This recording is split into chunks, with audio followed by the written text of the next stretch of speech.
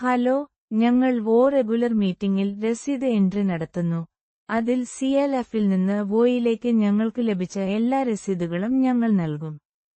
നമ്മൾ ക്ലിക്ക് ചെയ്താൽ CLFൽ നിന്ന് നമുക്ക് ലോൺ ലഭിക്കും. മറ്റ് രസീതുകൾ ചെയ്യാം. അതിനാൽ ആദ്യം നമ്മൾ ലോണിനായി ക്ലിക്ക് ചെയ്യും.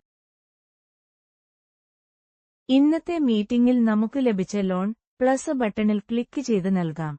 നിങ്ങൾ ഫണ്ട് സ്രോതസ് തിരഞ്ഞെടുക്കും. ഞാൻ SIF തിരഞ്ഞെടുത്തു. Loan number 5. വിതരണം ചെയ്ത തീയതി. ഞങ്ങൾ പതിവ് മീറ്റിംഗുകളിൽ പ്രവേശിക്കുന്നതിനാലാണ് മീറ്റിംഗ് തീയതി ഞങ്ങളെ കാണിക്കുന്നത്. വായ്പ തുക. എനിക്ക് 1,00,000 രൂപ ലഭിച്ചു. ലോൺ പ്രാബല്യത്തിൽ വരുന്ന തീയതി. രസീത് മോഡ്. പണം അല്ലെങ്കിൽ ബാങ്ക്. ഞങ്ങൾക്ക് അത് ബാങ്കിൽ നിന്ന് മാത്രമേ ലഭിക്കൂ. നിങ്ങൾ ബാങ്ക് തിരഞ്ഞെടുക്കും. CLFൽ നിന്ന് ഞങ്ങൾക്ക് ലഭിച്ച ചെക്ക് നമ്പർ. പലിശ നിരക്ക്. ഇത് 6%. നിങ്ങൾക്ക് കഴിയുന്നത്രയും ഇവിടെ നൽകാം. ലോൺ കാലയളവ് 20 മാസം. വായ്പ തിരിച്ചടവ് ആവൃത്തി പ്രതിമാസം. ഗഡുതുക. മൊറട്ടോറിയം തുക. നമുക്ക് ലീവ് കിട്ടുന്ന മാസങ്ങളോളം ഇവിടെ തന്നെ താമസിക്കണം. അത് കണ്ടെത്തിയില്ലെങ്കിൽ നമ്മൾ അകത്തേക്ക് കടക്കുന്നില്ല. ഞാൻ സ്ഥിരീകരിക്കാം. നിങ്ങൾക്ക് ME കാണണമെങ്കിൽ പോലും യെസ് ക്ലിക്ക് ചെയ്ത് അത് ചെയ്യാം. നിങ്ങൾക്ക് അത് മാറ്റണമെങ്കിൽ പോലും യെസ് ക്ലിക്ക് ചെയ്ത് അത് ചെയ്യാം.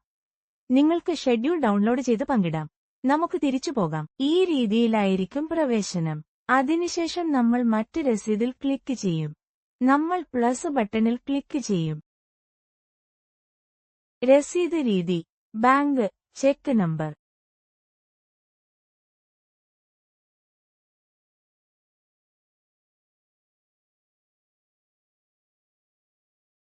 ഇടപാട് തീയതി 28 ചാപ്രലുകൾ.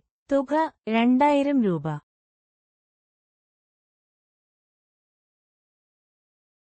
വകയിരുത്തും. അലോക്കേഷൻ ബട്ടണിൽ ക്ലിക്ക് ചെയ്യുന്നതിലൂടെ നമ്മൾ പുറത്തുള്ള മറ്റൊന്ന് തിരഞ്ഞെടുത്തു. അതിനാൽ ഇവിടെയും അത് മറ്റൊന്നായി തുടരും.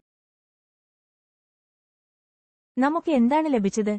CLFൽ നിന്ന് ഒരു ഗ്രാന്റ് സംഭാവന ലഭിച്ചുവെന്ന് ഞങ്ങൾ അനുമാനിക്കുന്നു. ശരി, യിൽ അത്തരമൊരു നേട്ടം കൈവരിക്കാൻ കഴിയില്ല. പക്ഷേ അങ്ങനെ സംഭവിച്ചാൽ നിങ്ങൾ ഈ രീതിയിൽ പ്രവേശിക്കണം. 2000 ഈ പ്ലസ് ബട്ടണിൽ ക്ലിക്ക് ചെയ്തില്ലെങ്കിൽ നിങ്ങളുടെ എൻട്രി ചേർക്കില്ല. എൻട്രി സമർപ്പിക്കും. ഡാറ്റ വിജയകരമായി സംരക്ഷിച്ചു. നിങ്ങളുടെ സംഗ്രഹം ഇവിടെ സൃഷ്ടിക്കപ്പെടും. ഈ രീതിയിൽ നിങ്ങൾക്ക് CLF മുതൽ വരെ രസീത് നൽകാം. നന്ദി.